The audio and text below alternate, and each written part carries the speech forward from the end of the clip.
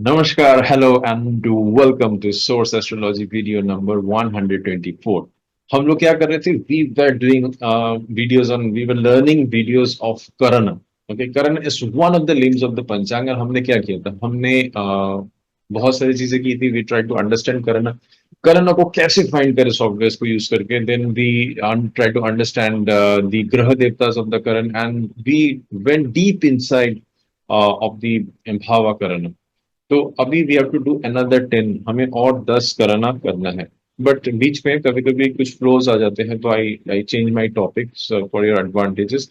सो एक नया फ्लो है जो मैं आपके सामने बताना चाहता हूँ आज. वो फ्लो है राहु की और एक remedy of Rahu, which I think is very very important because Rahu is connected with air element, वायु तत्व के साथ कनेक्टेड है, और Rahu has a different dimensional energy. इसीलिए जब भी राहु की दशा आती है, राहु की अंतर्दशा आती है, राहु ट्रांसिट में होते हैं, राहु राहु काल में होते हैं, लोग बोलते हैं कि आप इस टाइम काम ना करें चीजों की.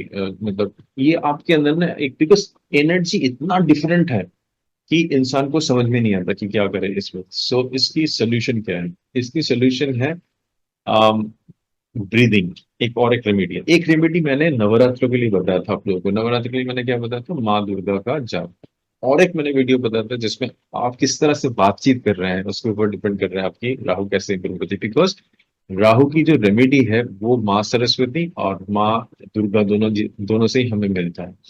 और एक, अगर हम फिजिकल, क्योंकि रेमेडीज की ना काफी ज्यादा डायमेंशन होती है, मैं यही बताता हूँ हर एक को कि आप पहले देखिए कि आपके लिए सबसे सुटेबल रेमेडी क्या है.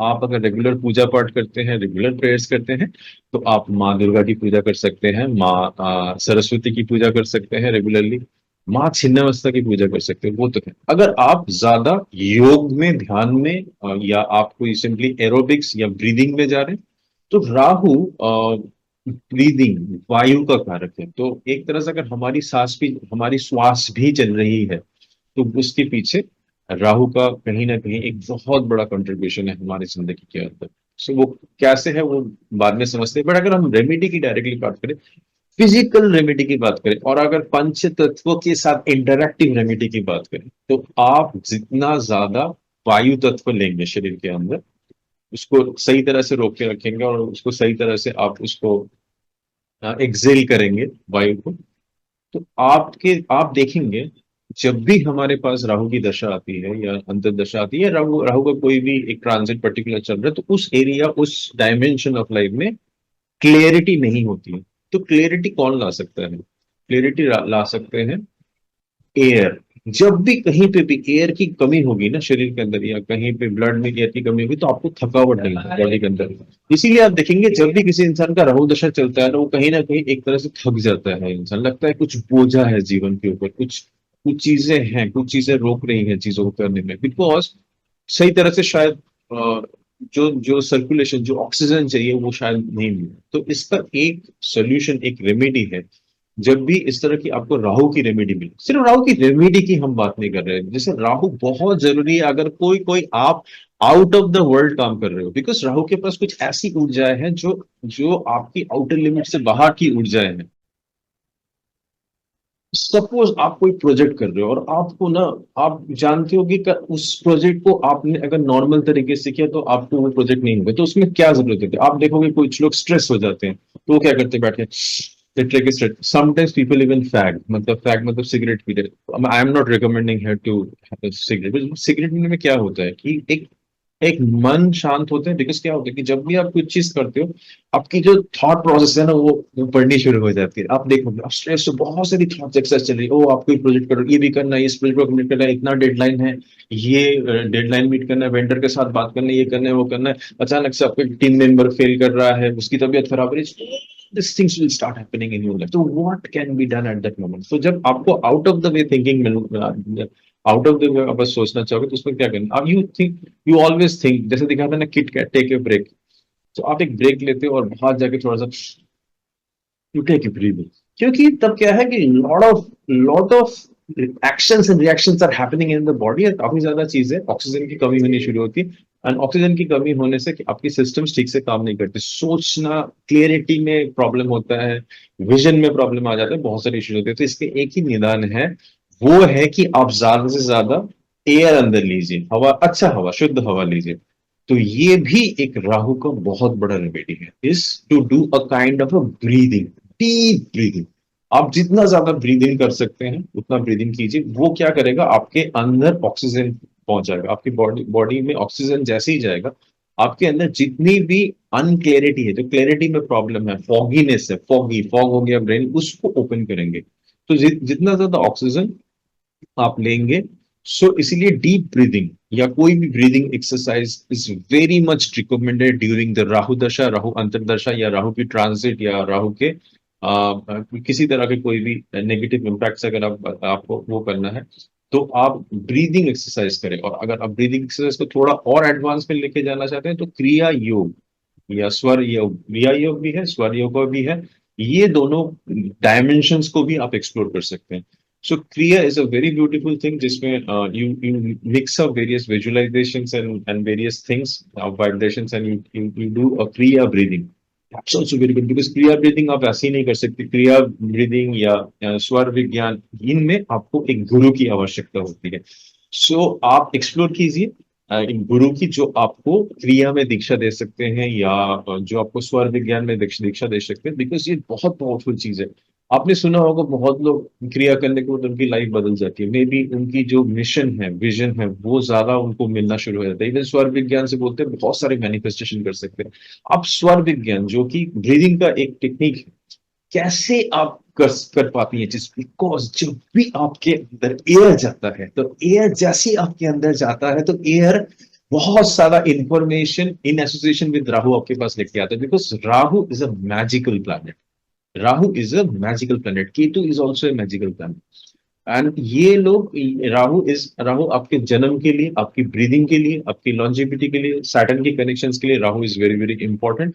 सो राहु का ये एक बहुत बड़ा रेमेडी है कि आप ब्रीदिंग के कुछ पैटर्न सीखिए, डीप ब्रीदिंग सीखिए। ब्रीदिंग, बहुत सारे ब्रीदिंग है हमारे डिफरेंट रिलीजन में, अलग अलग बहुत सारे ऐसे रिलीजन है जो ब्रीदिंग के ऊपर बहुत ज्यादा काम करते हैं। और आपने देखा होगा कि जहां पे भी आप ब्रीदिंग लेके काम करते हैं, श्वास लेने का तरीका अगर आपने ठीक कर लिया है, श्वास लेने का तरीका, श्वास होल्ड करने का तरीका, श्वास ठीक से एक्सेल करने का तरीका, आप, मेरा रिकमेंडेशन है आप कोई अच्छे गुरु से ये सब चीजें सीखिए, जिनको इनके बारे में पूरी अच्छी तरह नॉलेज है, जिनको नाड़ी की अच्छी तरह नॉलेज है, जिनको ब्रह्म नाड़ी की नॉलेज है, उनसे आप शिक्षा शिक्षा लीजिए, आपको मिल जाएंगे। और अगर आपका आत्मा में चाहत हुआ, तो आपको डेफिनेटली ये गुरु आप अट्रैक्ट करोगे। तो गुरु मतलब वहां पे जुपिटर भी आ गया, तो Jupiter is also one of the controlling factors of Rahu. ठीक है, सो जुपिटर, जैसे इन दोनों का ट्रांजिट में भी अगर आपने देखा होगा, राहु का ट्रांजिट एंड जुपिटर का ट्रांजिट ऑलमोस्ट सेम होता है। जुपिटर भी fifth house and seventh house and ninth house को एस्पेक्ट करते हैं। सो ये भी, राहु भी फिफ्थ एंड नाइन्थ हाउस को एस्पेक्ट करते हैं, तो इनका पैटर्न ऑलमोस्ट सिमिलर है।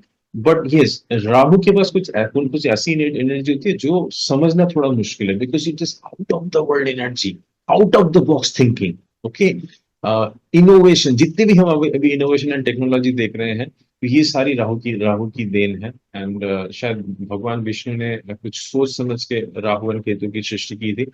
एंड सो आप ब्रीदिंग पे ध्यान दीजिए, ब्रीदिंग का कुछ एक्सरसाइज डेफिनेटली कीजिए डेली, मे बी कुछ प्राणायाम हो गया, कुछ कुछ क्लींजिंग प्राणायाम, कुछ क्लींजिंग एक्सरसाइज, क्रिया योग, स्वर विज्ञान की कुछ चीजें आप प्रैक्टिस कीजिए लाइफ लाइफ में डेफिनेटली। अगर कुछ भी नहीं हो सकता, once in a while take a break and just do a kind of deep inhalations. जोर से सांस लीजिए, रोकिए और एक्सेल कीजिए।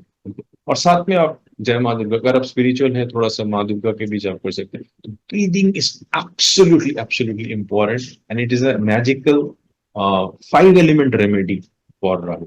I hope, thank you so much for watching this video. I hope ये वीडियो आपको पसंद आएगा और आप ये चीज अप्लाई करोगे जब भी किसी तरह की भी लाइफ में। देखिए, लाइफ में जब परेशानी आती है ना, तो वो परेशानी आती है, तो उसमें ना इंसान एकदम बहुत स्ट्रेस में चला जाता है, बिकॉज काफी टाइम ऐसे सिचुएशन आते हैं वो हमारे कंट्रोल से बाहर होता है। और राहु जनरली सडन चीजें देता है, आपने सडन सडन, आपको आप सुबह तक आपको पता नहीं चला, सडन न्यूज है, कुछ घटना घटी है। तो जब भी सडन न्यूज आए ना, सबसे पहले बोलते हैं आप काम हो जाओ, शांत हो जाओ। ये बहुत डिफिकल्ट है होना, जो मैं बोल रहा हूँ ये बहुत डिफिकल्ट है होना। बट फिर भी आप शांत होने की कोशिश करना, और जैसे शांत हो, और सेकंड चीज जो ले सकते हो आप अंदर, that is you have to take breathing. और then the third thing you have to take, because जब आप ब्रीदिंग लेते हो चीजें ऑक्सीडाइज होती है, toxins also forms in the body, because cleansing action शुरू होता है। वाटर सफिशिएंट क्वांटिटी आपकी बॉडी के अंदर रखिए, just have a lot of water.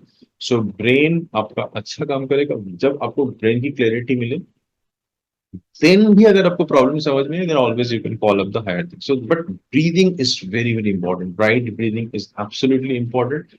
And that's why breathing की कुछ चीजें हैं, जैसे क्रिया श्योर के बारे में होता है, या कोई भी आप डायनेमिक ब्रीदिंग भी एक्सरसाइज कर सकते हो, कोई योगिक ब्रीदिंग भी आप प्रैक्टिस कर सकते हो। Make breathing a particular kind of breathing pattern जो आपको पसंद है, a part of life, to take care of your the the the out of the box, the magnificent Rahu energy. Thank you so much for watching this video. I will see you in another video. Take care. Bye bye.